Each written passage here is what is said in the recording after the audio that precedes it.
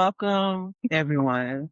We are here as two eldest daughters sharing a gift that we had for like so many years.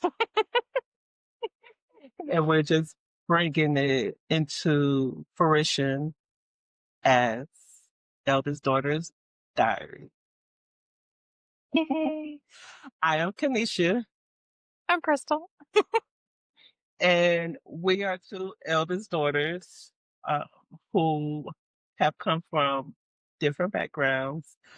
However, our friendship has brought us together. In bringing us together, we've had so many stories, so many moments of being eldest children that we decided to share on the podcast. Mhm. Yeah.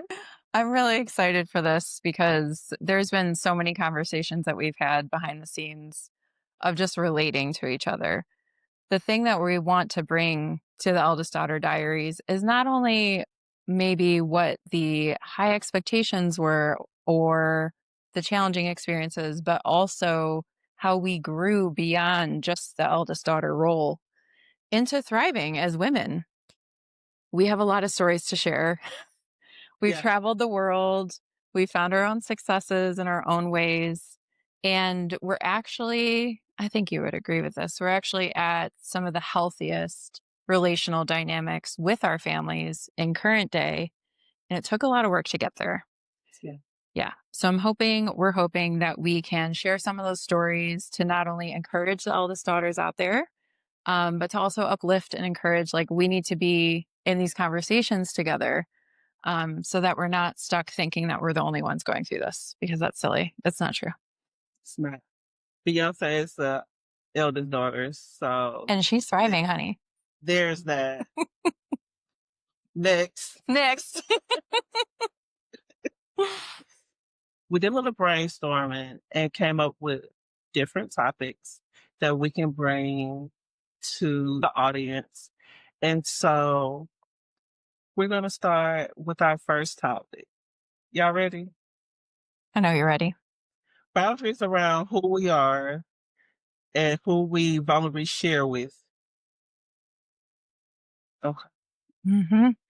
So in this topic, we're basically sharing how as eldest daughters, we don't always get to be heard.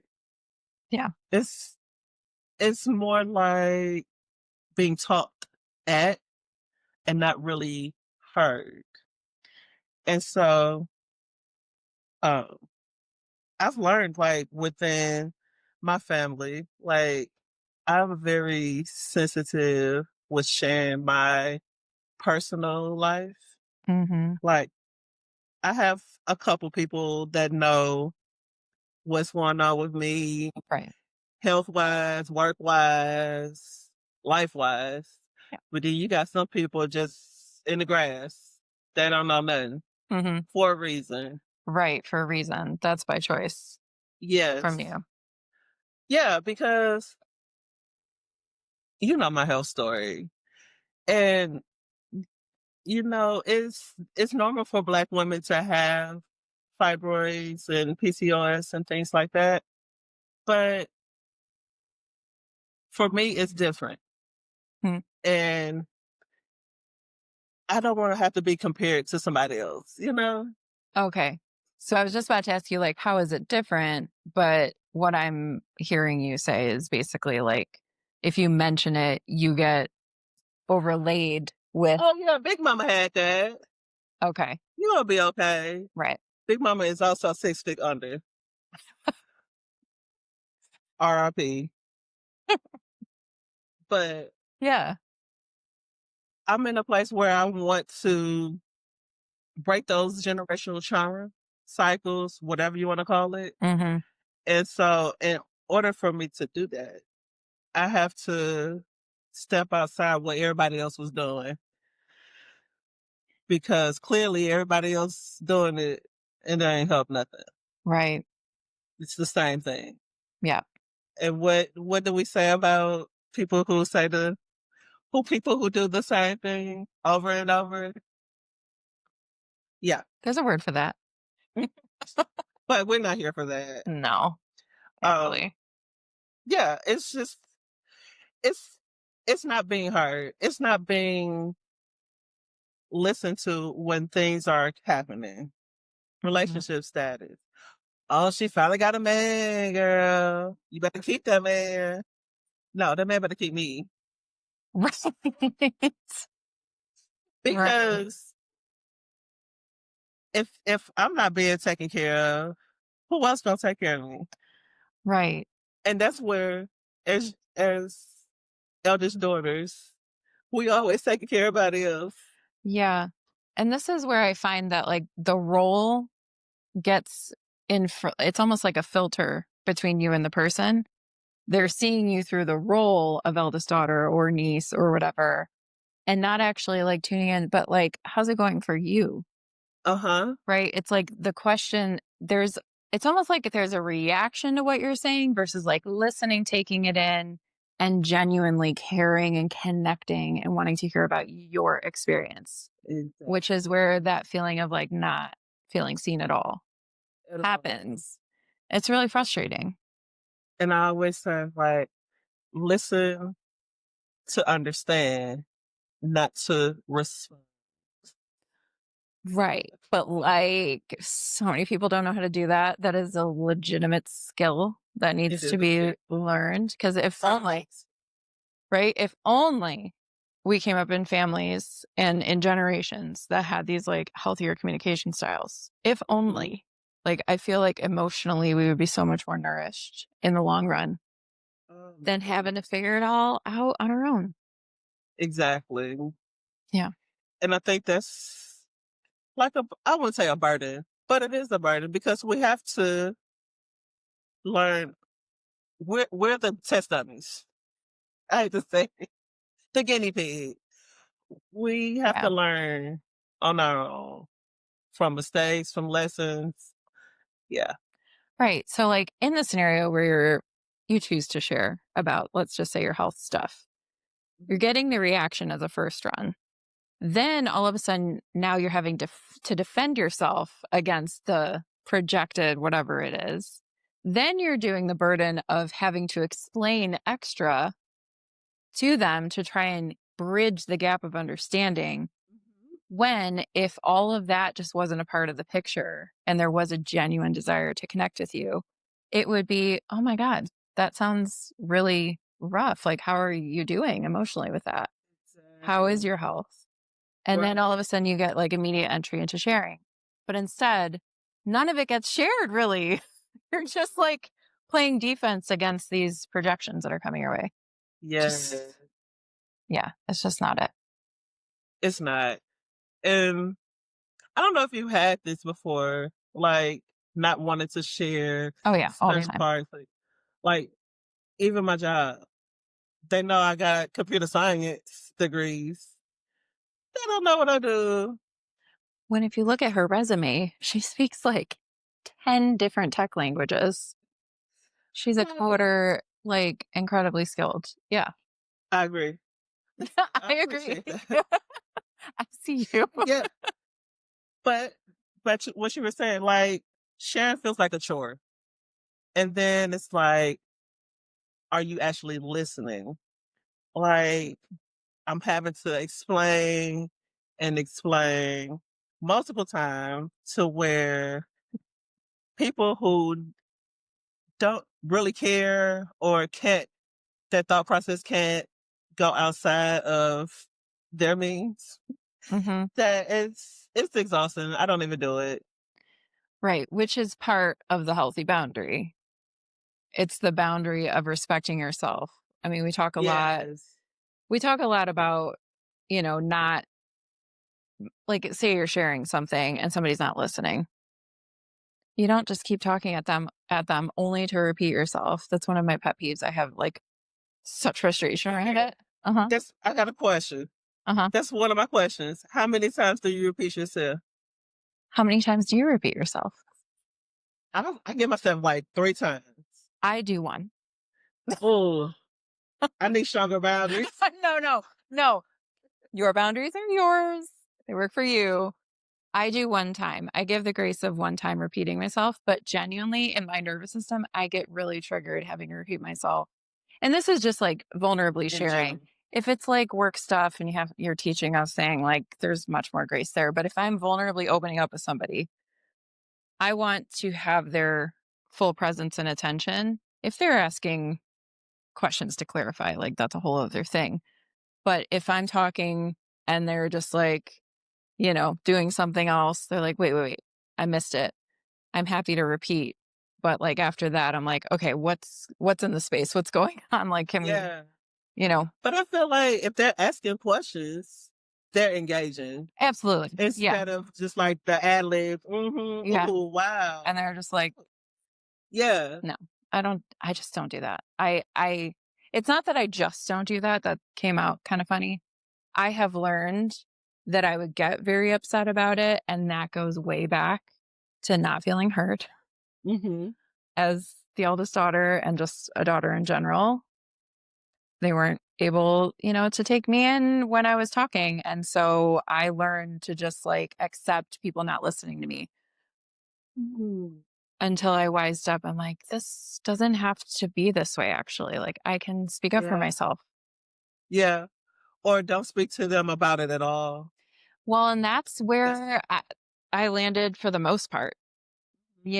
For the most part, I wait for an invitation of somebody actually genuinely asking about me. And it's sad because I do that for people all the time. But it is sad how, like, infrequently somebody yeah. actually asks, specifically, like, kind of family dynamic stuff. Yeah. Yeah. You do hold a lot of space for like people. I talk to you and you ask questions, you give advice, but you also are listening to what is happening Thank you. and just kind of having that empathy kind of helps. Yeah. And I had to learn to just start having empathy for myself. Hmm. If I have to feel sorry for myself, I will Yeah. totally Yeah. because I feel sorry for a lot of pig squeaks. I feel sorry for a lot of people, but I don't have to put myself in their shoes. I can be empathetic and understand that they're going through a hard time. Listen to what they're going through. And if they just want me to listen, I listen. But if they want advice or something, I have to have that invitation Yeah. because that's another thing. As Oh my God. That's a whole other. see that topic, Gotta add that to the list. like you could be giving advice and they don't want it. And then you watch him run into the wall 5 more times. And you don't want to say those infamous words. I told you I told you so. so. Like you just wait for the invitation. Yeah. Yeah. Yeah. I find it goes better that way.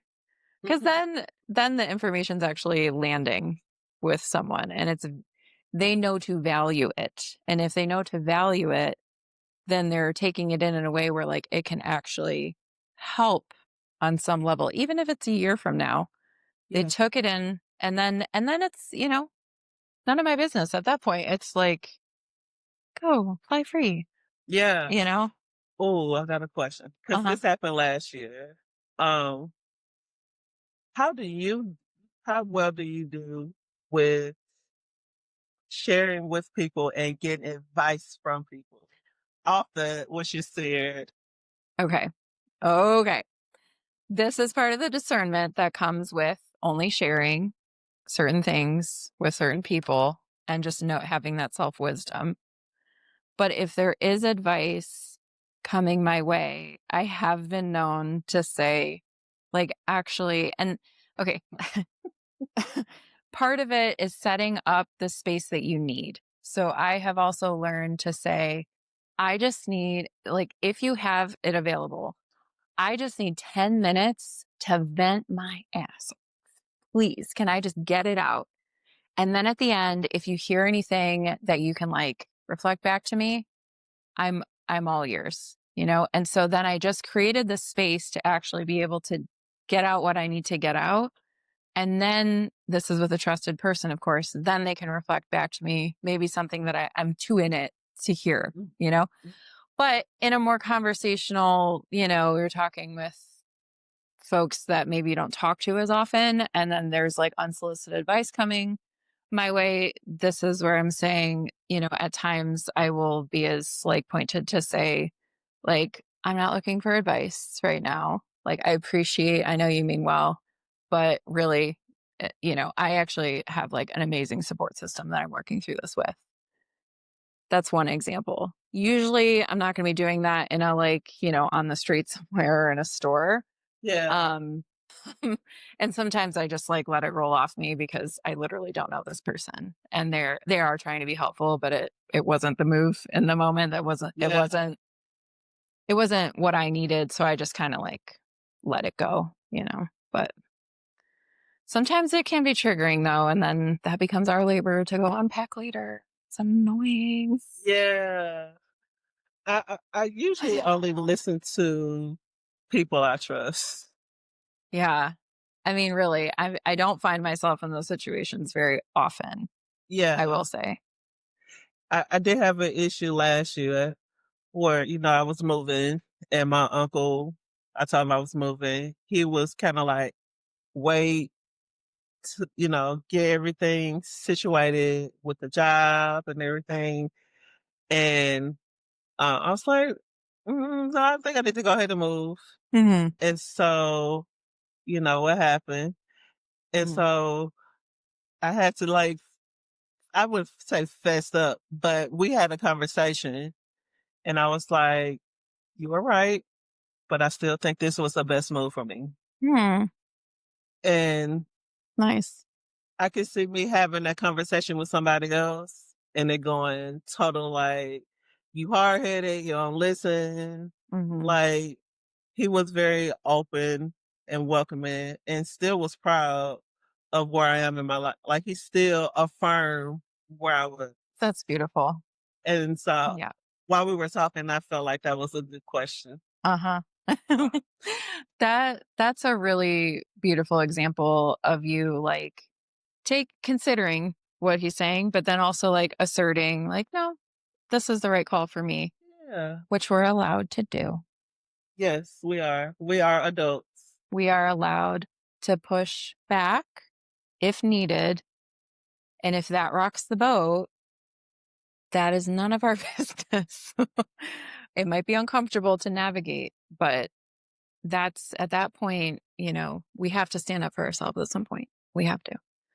But I love even like you owning it later with him. That takes a certain amount of vulnerability as well to go back and say, you were right. Exactly. But what came out of that was more connection Exactly. and intimacy with you guys, like navigating life stuff. Yeah, So you did let him in, exactly. you know? But you see how me letting him in and him like seeing me still progress. Like, he didn't like, well, you can't do this, you can't afford this. Like, he was still like, you're a smart woman. You Encouraging. wanna step on your yeah, Yeah. you gonna step on your feet. Like, Beautiful. it was still affirming life over me. And I just love that. That's beautiful. And you deserve Yeah. that, Period. especially while moving. Okay. Yeah. Oh my gosh. Moving sucks a lot most of the It time. does. And you already know I'm not moving again. So we just gonna have to burn the whole house down or so. I would love to count how many times we've moved between the two of us since just the last 10 years. Oh my gosh. You probably more than me though. I don't know. I mean, we both done international travel, and Yeah. I count that as moving for me because I was living nomadically, but it might have been different for you. Yeah, because we just did like the semester, like Yeah, a but month. yeah, I count that as living abroad, just saying. No, yeah, we stayed in the dorms, ate very well. So Amazing. I get it. Okay, Um, can I ask you a question? yeah. So, what are the other areas that are kind of like no go to sharing with just anybody? My health journey, talked about that. Um, and that's mainly because, the comparison. I don't think a lot of people have empathy. A lot of family members Hmm. mainly don't have empathy for what is happening. Yeah. Um, what else I say? Accomplishments. We talked Oh, about the me yeah. having the masters, the bachelors, and it's an accomplishment to me. But a lot of family, they're looking at accomplishments as in growth, like bringing life into the world, having these additional people part of their family. And so me saying, hey, I got my master's or I got this certification, Hmm. it's like, okay, It's like, Miss Smarty Pants or Einstein, or you have people that may feel jealous. I worked in corporate for 10 years, and the time that I can remember, I did see someone I know post on their IG like, yeah, I got me a corporate job. Okay. Congrats. Maybe that's not a good example, but I did say like sharing feels like a chore. mm, And so these boundaries that I set, like I don't want to talk about health with certain people. I don't want to talk about my relationship with certain people because shit, I feel like some of my family might think I'm gay because they ain't never seen me with a yeah. person. I felt like But that I'm forever, like, but I was actually queer. So, you're actually a lesbian. bisexual. Thank you. Okay. But it's kind of a boundary. I just don't want to talk about it with certain people because Yeah. they don't have empathy for it. But it helped me not relive moments because I have bad anxiety sometimes. Yeah. So I'll just replay conversations I've had with people and like what I could have said or what I should have said. I was too nice. Too nice to these motherfuckers.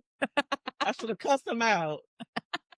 And so it's instead of me having that thought all the time, I just stop having conversations with these people and you just keep it very surface level. Yeah. Your hair is pretty, Hmm. nice color nails, Hmm. cute purse. Yeah.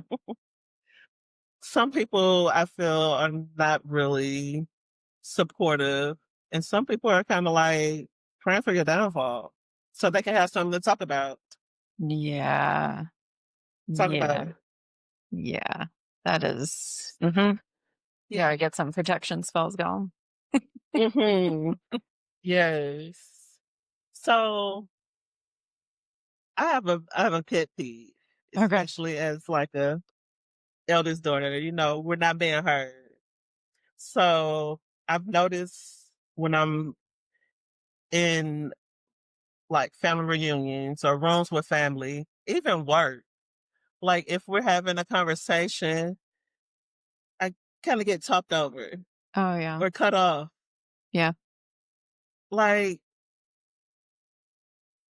to me, I grew up being respectful. If somebody is saying something to you, you listen to them Yeah. and then you respond or you let them vent, let them get it out. But I've noticed so much lately that when I'm talking, I get cut off. And so now I've just started being silent, especially like in meetings and stuff, like work. Mm. No, everything's remote. So I'll be on my teams. I'll just write a note and send it to them in the teams because clearly I can't get my point across. Interesting. Yeah. I gotta, I gotta put it in there. Do you ever push back in the moment? to say, I have. yeah. What does that look like? Like an example of what you've done in the past? Um, well, I was talking. I don't think you heard me, so let me repeat myself. Or, oh, you have some more important to say, so go ahead. Mm, Very passive, mhm, sarcastic, mhm. me. Depending on the scenario, I mean, if they're bringing that energy, I find it necessary sometimes to match that energy. Yeah. Depending on the scenario. Things that I've said is like, "Oh, wait, I wasn't done sharing yet. One sec." Hmm. And then I keep going on. Of course, it's difficult to sometimes, like, keep your train of thought, which is why that's so annoying when that And that's where happens. lies my pee. Because it's like, I'm trying to get my point out, and you cut me off, and now your point has cut me to where I can't even remember what I was saying. It's so annoying. Let's not even mention perimenopause, okay? Oh, yeah, the brain fog. The brain fog, the hormones wreaking havoc. Yeah. Yeah. I do think that we are allowed, and I would say encouraging us all to create that space live, real time in that conversation. Um, to even say like, okay, for example, I I don't know where this comes from. I grew up in a Latin family. I don't know if this is like a typical communication thing in other Latin families or other families of other ethnicities. No idea. But there is this really gnarly habit of talking over, like mid word. We're not even talking mid sentence, mid word. Somebody's on some other mental track and just like blabbing over the next person. And just watching the ping ponging of conversation is so wild. Like sometimes it's just like you have to laugh because I'm like, what? Yeah. Other times it's incredibly frustrating, but I have had to learn to just like literally assert myself to almost like point out the pattern. It's a pattern. It's a vocal pattern, communication pattern, and then a whole like emotional thing where like everybody's, and I think it comes from like, if I had to guess, like everybody's talking over to make sure they're heard because they're so used to not being heard that they have to just like get it out the minute it's happening and like talk at people. But it totally disrupts the flow of conversation, which I'm really sensitive to. Like Mhm. I love the the like just effortless kind of meandering flow of conversation. And when that gets kibosh, I really feel it in my body. Like it's a somatic experience for me. I'm just like, oh, wait. Mhm. And I'll actually kind of like play defense sometimes. I don't do this a lot these days because I've had to learn not to. But I'll just say, like, wait, can you hold your thought? She was sharing something. And I kind of just do that because, like, I genuinely want to hear what they're saying. You know what I mean? Yes. It's a really frustrating thing, but still, again, like, we deserve to create some space for ourselves, Exactly. even if we're the weirdo for, doing that. Because a lot of us are going to be, we're the cycle breakers. So we're going to be the Exactly. ones asserting Like, that. oh, you're very sassy because I cut you off. Yes, that is rude. Mm. Don't do that. And my response is like, yeah, but I want to hear what they're saying. So just Yeah, just hold on and we'll come your way right after. yeah. Like, yeah, it's It's a big thing interesting. of mine. It is. And rightly so. It is mine too. It is Yeah. mine as well. Yeah. It's a powerful thing though. Like this whole topic. Tell me what you got going on. No, I'm listening. Yeah. Yeah, I'm good. Okay. I'm just taking it. It's a It lot. is just, it's a lot. And Yeah. I think because we're having the space to actually bring it out, it feels more warming to know that I'm not the only person, but I Definitely. also have different tools Mm-hmm. that I could utilize. Like you were saying, hold on 1 second. I want to hear what this person's saying, you know, Mm-hmm. instead of like because I would, I'm a Leo, so the fire gonna come. It's gonna burn you, so keep you warm. But I just feel like, damn. Yeah. But that's appropriate too. Yeah, I- It's up to us to discern the response. I exactly. think what's happening organically is like we're sharing a range of them. But if you didn't know that you could do that at all in the first place, Uh, this can be very illuminating. Like I never even thought about speaking up because your default that you shared, especially in the work setting of just like going silent, there's like multiple ways that I use that tool. One, it's a self preservation. I'm not going to be talking to people that aren't giving me the freaking respect to listen to what I'm saying. uh, So I'm taking my energy back from the conversation. Now, if I also know the part of me that goes silent out of a trauma response to this pattern of never being heard. So it's a shutdown mechanism actually in my nervous system. And so if that's happening, there's going to have to on the back end for just in my own personal practice to have some conversations almost with my inner child to say like, "Oh, that was gnarly. That was not fun. That hurt." And maybe if I need to cry it out, if I need to journal it out, if I need to talk it out, yeah. I know I can call you because you're going to get it. Um, but it's interesting to watch the different contexts and what responses they elicit. And sometimes it's a reaction. Sometimes it's going to be a reaction with people that are very freaking triggering. Hmm. And then you forgive yourself and move on. No big deal. All good. And no matter what they say, they started it. Finish it. Drop the mic. Drop the mic. No, because I can see somebody. I actually have seen somebody say, "Oh my gosh, why are you getting an attitude?" What do you mean? Okay. Can we even talk about how boundaries are perceived as giving attitude when you're actually just educating and informing people how they can treat you? Exactly. Because a lot of people feel like they can treat you however they feel, and they get that boundary that they can't, and now they want to join a hissy fit club. Mhm. Get the hell out of here. Mhm. Mhm. Not on my watch. What Ayana said, not on my watch. So I had to. Sorry, not sorry. No, yeah, period. No, sorry. Yeah. Yeah, I think we'll have plenty more conversations on the boundaries front. There's so many Yes. different like tentacles of that conversation. But I will say at the very core, for me, my definition of boundaries is essentially like boundaries let more love in.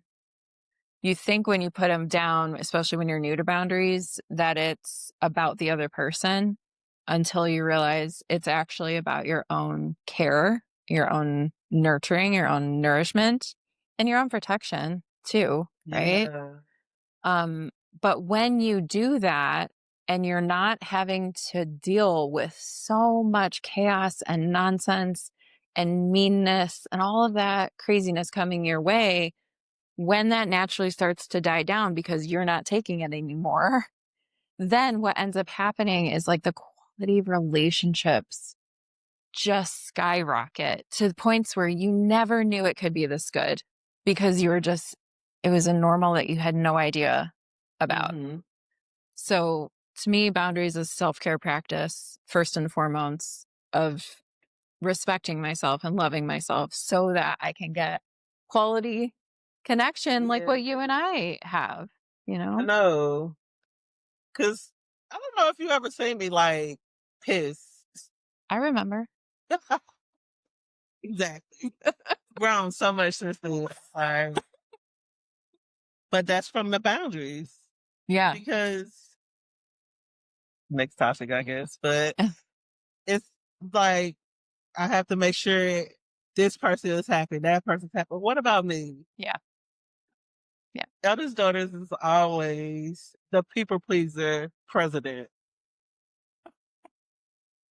because we have to make sure everybody else is happy whether we are or not. Yeah. And this is why we make room for ourselves because that is a default. It's where we started, but Yeah, there's so much more that's possible. So so much. much. Having boundaries. Mhm. How had that how has that negatively impacted you? Having boundaries or not having them? Having boundaries. Well, both. Yeah. Okay. Because you had to set boundaries from From scratch. Mhm. Yeah. Yeah. So, okay. We're talking specifically about boundaries through the lens of allowing ourselves to actually be seen and heard, Mhm. specifically. So, I would say from pre boundary days, it was very normal for me to shut down into that silence, which then ends up being me not being known. And that's like the huge epiphany that came from it is like the more that I entertain this pattern in me to just shut down, to keep the peace and to not rock the boat, even though it was never peaceful and very rocky, Mhm. right? I'm sacrificing the opportunity to truly be myself and to be known there. So the hardship of that is literally not being known and actually perpetuating not being seen because I wasn't creating space for myself to actually do that. And I have so much empathy for my younger self because I remember being with one of my first therapists and there's so much that I learned from her, but I didn't even know what boundaries were. I didn't know that I could set boundaries, especially with specific players in my life. Mhm. I remember saying to them, like, have you met them? Like, what do you like? Cute idea, but like literally never until it was my reality. But I'm so grateful for learning that tool and I use it all the time. But it's interesting how I guess this is like the flip side of it, the benefit of it Yeah. is that the more you practice boundaries, the less you actually need to assert them.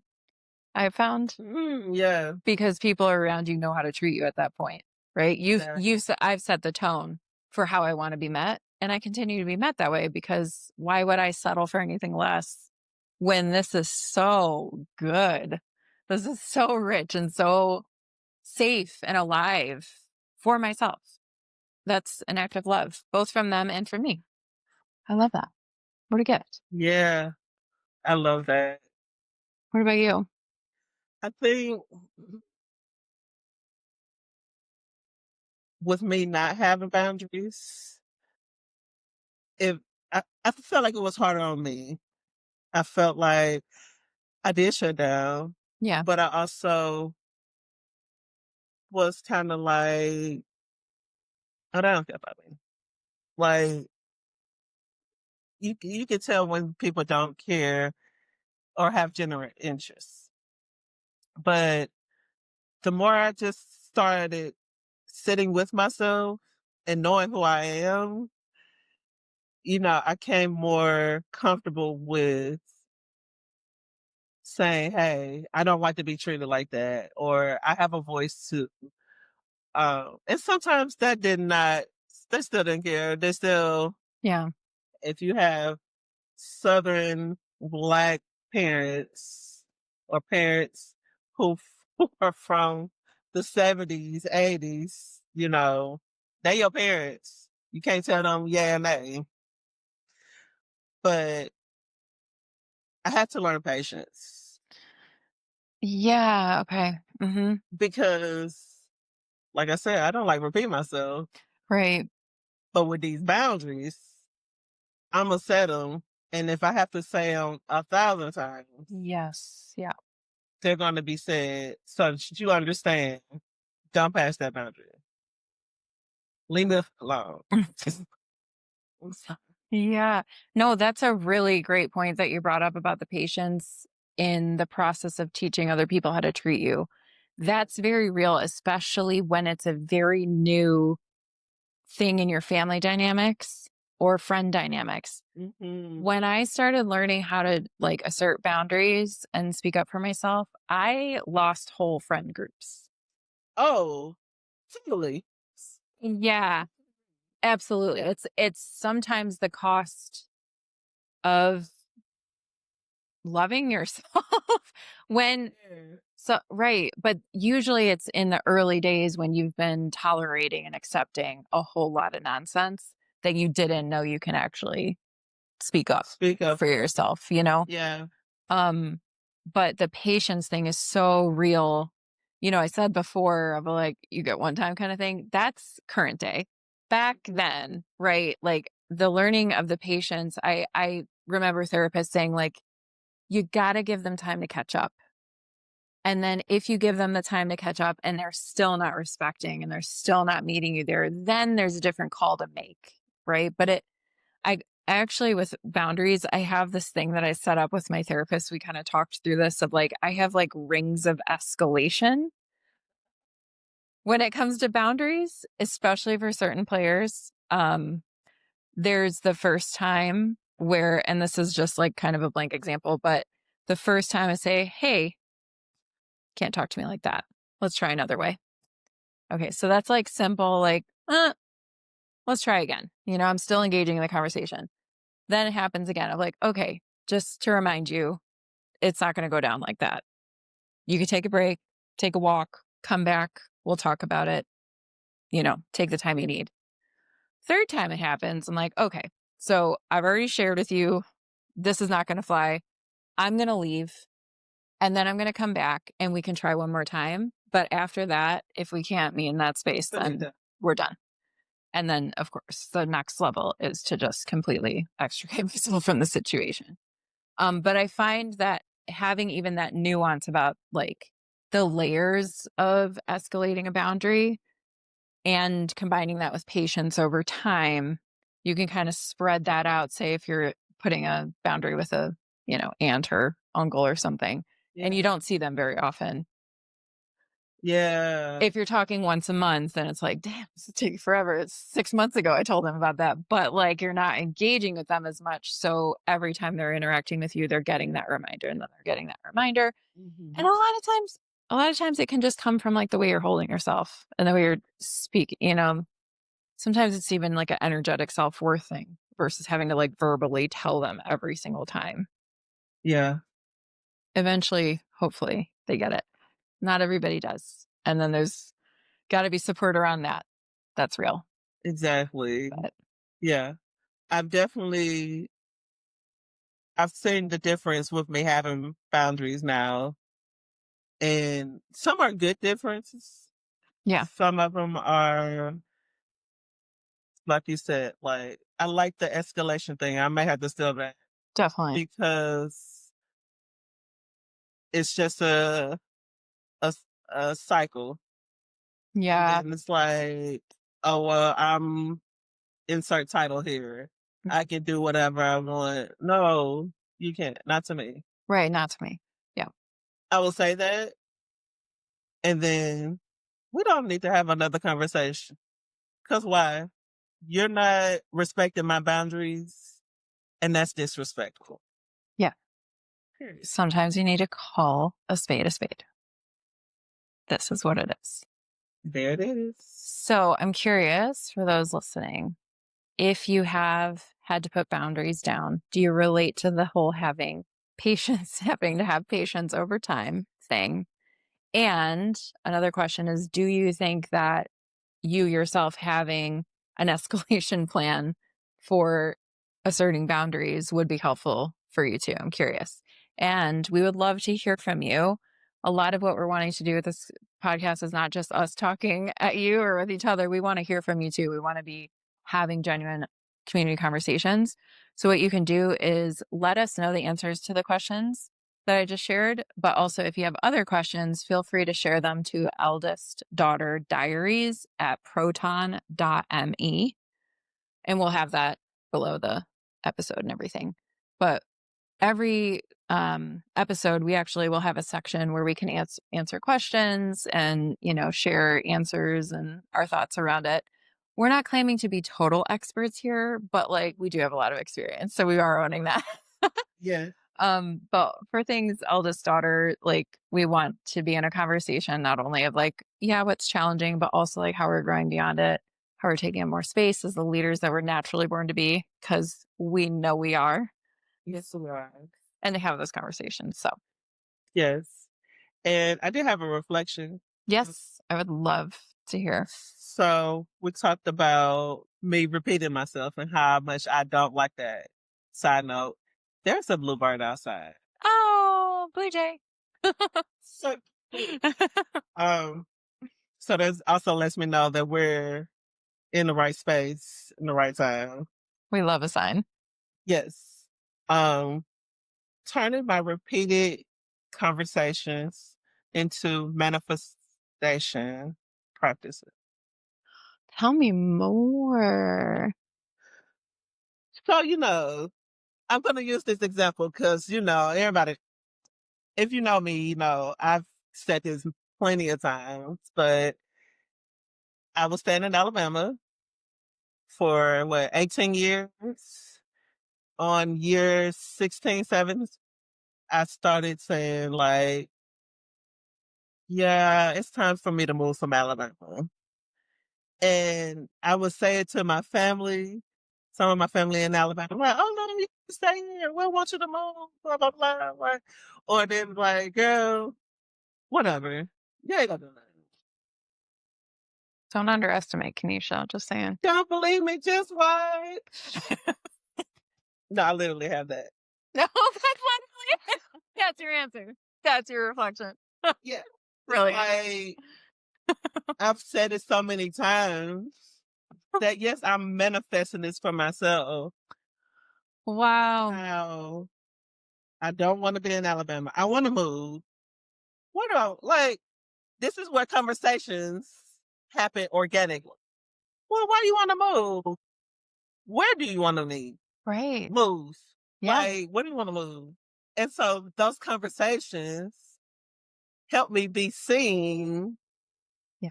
and also heard. Full circle. Clock that. So turning your repeated conversations into manifestation practices. Oh my God. Beautiful. Don't believe it, just watch. It's too good. Yeah. It's really good. And I'm gonna say I'm an expert. But things are going But pretty well over here. I have experiences with it. So there's No, that. that's really powerful. I've never thought of it that way, actually. Yeah. It's kind of like the same take as like when people think I've heard of like evil eye practices of like protection and manifestation, where like if your name crosses your lips, then I make $1,000 or like I get hotter. So it's like, okay, you're making me repeat it. I'm just manifesting it harder. Like, thanks for Exactly. the opportunity. I just think that's really powerful. That's Yeah. brilliant. And some people think manifestation is witchcraft, but that's a whole other conversation. It's not what. Anyway, But oh man, just saying. This is but great. I love this conversation. I Me think too. this was very beneficial. And I learned some stuff. Yeah, same. I need some tools. Yeah. And boundaries are a practice. Boundaries are the practice. They're a practice. They continue. They're ongoing active self care. Self love, self care. Yes. I love that. Well, thank you for joining us for Eldest Daughter Diaries. There's more where this came from. If you have questions, remember to send them to eldestdaughterdiaries@proton.me. And also stay tuned for a variety of other topics related to eldest daughters thriving out here and being able to connect and know that we're all out there. Are we doing, wait, Gen Z or millennial version? Millennial. And then, oh God, this one is the Gen Z. Yeah, we're like, wait, what is it? God, we're aging ourselves. That's insane. Bye.